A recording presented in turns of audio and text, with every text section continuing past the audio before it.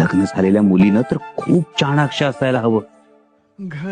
हातात अगदी माती जरी आली ना तरी त्यातले सोन्याचे कण वेचता यायला हवे. प्रतिकूल परिस्थितीला सुद्धा अनुकूल करण्याची खूबी आपल्याला जमायला हवी.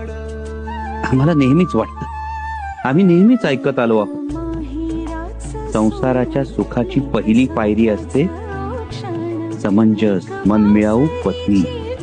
पत्नीनं घरादारात एकोपा ठेवायचा असतो. पत्नीनं पतीची बुद्धीनं तेजानं आरोग्यानं साथ द्यायला हवी. आयुष्याच्या प्रत्येक लढाईत पतीच्या खांद्याला खांदा लावून उभं राहायला हवं. तो खरा संसार. आबासाहेब, आम्हाला हे का सांगताय?